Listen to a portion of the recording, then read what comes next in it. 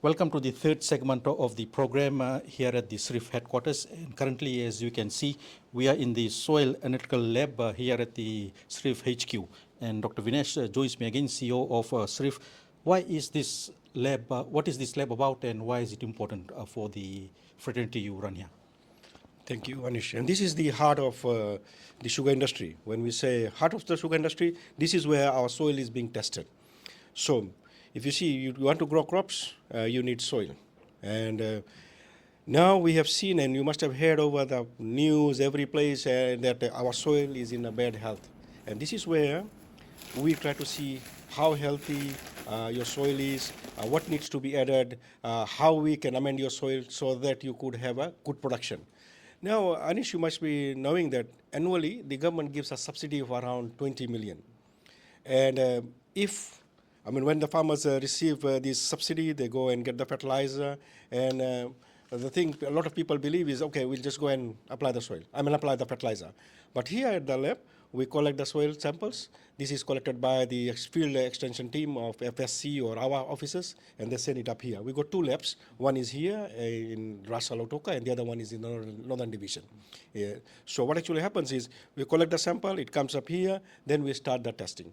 Once we have concluded the testing, then we would recommend to the farmer, based on his soil type, what is the amount of fertilizer they need to apply. If you see here, we got blend B, we got blend C, blend A, and they are for different crops. So when we say, a lot of times farmers are using this blend C, and farmers would just take it and go and apply it. Right. So when we do soil sampling, we would let the farmer know what would be the amount of fertilizer that needs to be applied if it's blend C.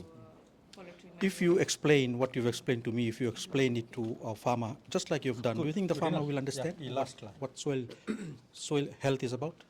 Yes, this is something that we have in improved service now. And now once soil test has been done, now what we do is we send our technicians as well as our technology transfer officers to go down to the farmer and sit with him and discuss with him about the results as well as why he needs to look after the soil. So definitely there has been a gap before when we used to upload the analytical results, and the field team would offload it and give it to the farmer. And definitely the farmer would look around all those figures. This is K%, this is this one. You have to upload this much. You have to apply this much of nutrients. So we've seen there was a gap, and farmers tend to find that they are not able to understand it.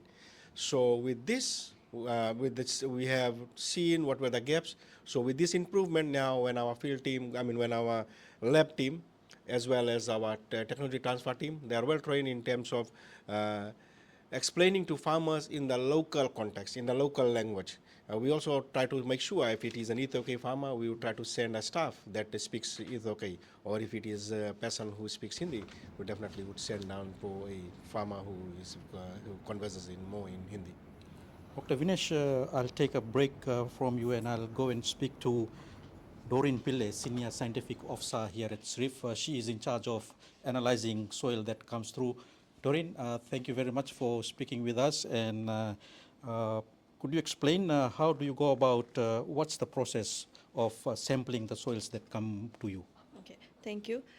So what happens is the soil sample received by the institute is actually taken by the field extension team.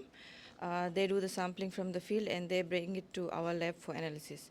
Now from here, we give a unique code to the sample, and then we dry the sample at 80 degrees for around 2 to 3 days, and then further it is grinded down, and then certain amount is taken for every analysis or every testing that we carry out. And so the institute carries out testing for NPKs, pH, electrical conductivity, soil organic matter, carbon, as well as for if the pH is low, that is less than 5.5, then we also recommend the lime to the growers. If you see a sample of soil, are you able to tell me straight away whether this healthy soil or unhealthy soil? Just by looking at the color, we are able to at times give an indication. Black soil normally is a bit healthy or medium fertility, whereas if you see a really reddish soil or yellow soil, then it's an indication of a poor soil. Dr. Vinesh, we understand fertilizer is available in the Fijian market for sugarcane growers to put in their crop, but I understand Sharif is testing what you are holding in your hand, and the people may be very surprised to find out what this is. Can you explain what this is and how is it going to be tested and maybe put into the industry, and what benefits could it bring? Thank you, Anish. Anish, what I'm holding is this is sludge. This is from quinoa treatment plant. So what I'm holding is human waste, probably coming from a sewer, and this has been dried, treated.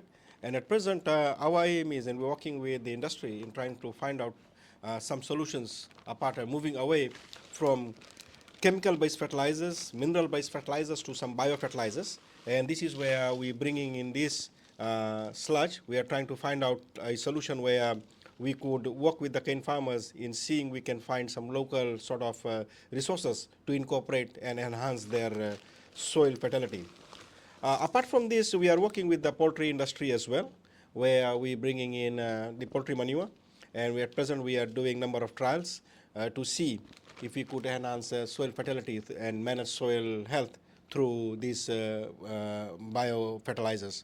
So the aim for us is to reduce the use of, we would say, chemical fertilizers because it's costly. We import most of it, and see if we can supplement or complement these biofertilizer resources that are available in Fiji.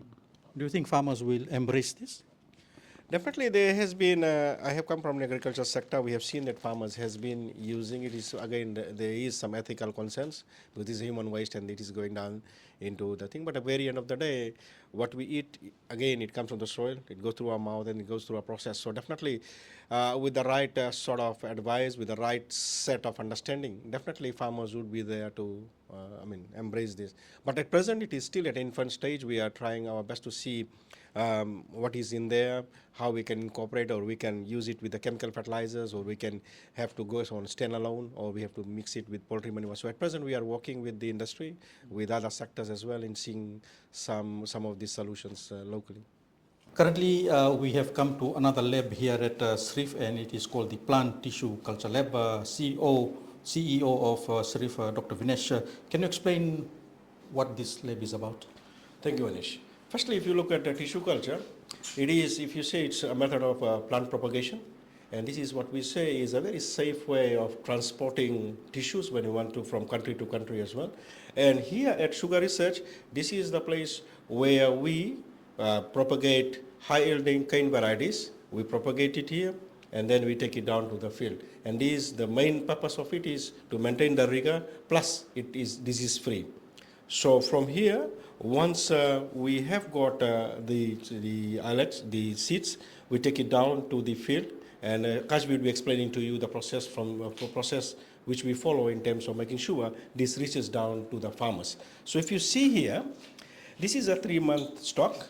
This is where the initial process starts. So we selected the stock. She is now extracting what we would say in simple terms is if you see here, this is she will be extracting the smallest part of there, which is the meristem, and then she will be putting it in a medium, and then she would grow it.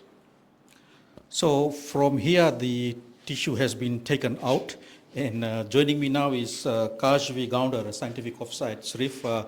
Kashvi, thank you for speaking with us. If you can explain what's on this table and what your work entails in terms of ensuring that the tissue is grown properly.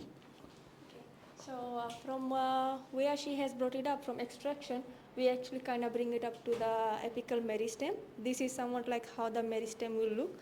This is carried out in a very controlled environment, which is laminar airflow. From this region, we take it out to placing it into these kind of mediums. This kind of medium acts like a food source for the meristem, which will grow later on, and it will produce 2 shoots. From that 2 shoots... Can you just tell me what's inside that bottle? Yes, inside this bottle, it's a medium. We prepare this medium with all the chemicals where micro and macronutrients are included in it. This food source is actually, it's solid because due to agar. So we have to solidify this media for the plant to actually stand in the meristem. Once the meristem will start multiplying, it has certain time frame, 14 days. From there, it keeps on multiplying. Once it multiplies, you might see something like this. So these are the small sugarcane plants. From these plantlets, we'll keep on multiplying because one of the advantages is rapid multiplication. We need to have multiples. From this stage, we keep on carrying it out. Somewhat like this that I have, this is here, which is a meristem, micropropagation. From this, the rooting stage, dispatch, how we take it down to the field, from the primary hardening, secondary.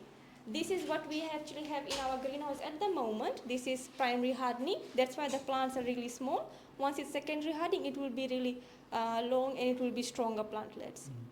These plantlets are part of our 3-tier program, seed cane program. So this 3-tier program acts like where tissue culture comes in is the nucleus plot. Somewhat like this that I can explain. Nucleus plot goes down to our breeder plot to distribution. This is a joint venture with FSC where only tissue culture plantlets are taken up into nucleus plot. We already have few in the field, which is Gamea, Aiwa. Right now in this lab we have 5 varieties. One of the variety is Galoa. This is does very well in water-loving conditions and salt resistant. So from this tissue to a large plant, how many years or how many months are we looking at? We're looking at almost 9 months depending on the variety and depending on the lab capacity. At the moment we have 5 variety because we're getting only one shelf with one variety. The laboratory can hold only 3,000 glass jars. So in future if we can get more varieties, then it depends on the laboratory also.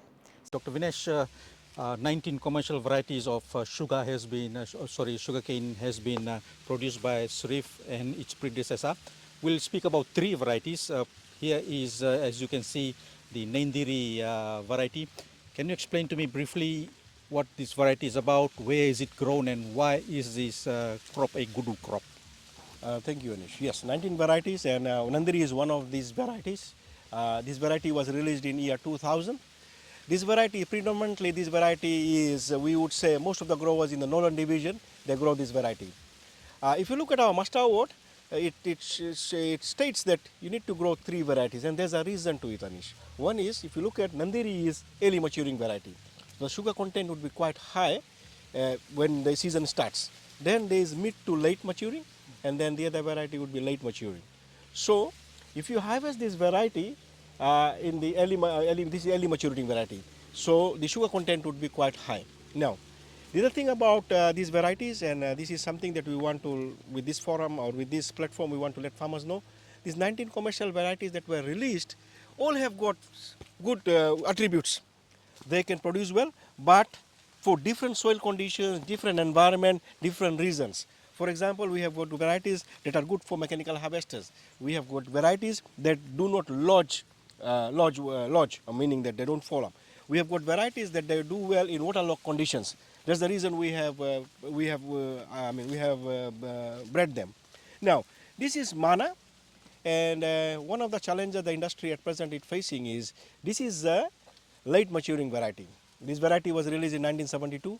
In the Western Division, this is a predominant variety, which means 95% of the farmers in Western Division have this variety. And what actually happens, and this is a challenge for us, this variety, especially in the lower plains, and we are doing some research on our own as well, along with the industry, they do not mature when the mills open. So the TCTS, amount of raw cane it takes to produce a ton of sugar is quite high. So at this stage, when we harvest cane, the sugar contents are quite low. So we harvest it, though we say we have to, for example, it may take about 11 tons of cane to produce 1 ton of sugar. And if we harvest this later part of the year, definitely it would have higher sugar content. But there are some very good attributes of this one. It has proven to be one of the resilient, drought-resilient varieties. During the 1998 droughts, this was the variety that survived well. Even in hurricanes, it does not do that much of lodging, or even it lodges, it again comes up. The ratooning ability is quite high. You must have, if you go across, we have got ratoons that are doing well, about 15 to 20 years, but the industry practice should be, after 3 to 5 years, you need to replant. And that is what we urge in farmers as well. Ilasoni Vorelevu, the HOD for crop improvement at Srif, he is based in Bap. Ilasoni, We are standing here at the Benga variety of cane. Are you able to explain to me why is this variety important and which parts of Fiji is this planted in? Okay. Thank you very much, Mr. Anis. This is one sugar variety. Benga is well known for the sugar content. Last year we did some assessment, evaluation regarding the different varieties and the sugar content in the starting of the sugarcane harvesting season. We came to know like from Benga, it comes around 24 to 25 bricks. But from other varieties like Mana, 18 to 20, and Benga was the highest one. So as you can see in Benga, the parent, the female parent was Mana, and the male parent is Waya. And the yield, Benga can produce 110 ton per hectare. And Benga is suitable for rich to medium soil type. And my advice to the farmers, before you plant any varieties, any particular varieties, you have to test your soil. Then you can know which variety is best for your soil conditions. And for where you can get this Benga, we have our seed cane nursery all over Vitilevu, Ken Belt area. You can in touch with your sector offices and liaise with us, you can have your seed cane. There's only last question. Why do you think all your cane varieties are named after islands? Basically, the naming of these varieties is done by a special committee. But like you said, it's all named after islands. And some different names there, Spartan, Homa, and one variety back there is Nendiri. That's a village from province in Nanronga. So this committee are the ones who decide the name of the varieties. So the reason behind why the island, because as you can see, the history of Fiji was start from the island of Wakaya, and in Tabiuni, then comes to Vitilevu Nosori, then to the Western Division. That's why the significant to name after the islands of Fiji.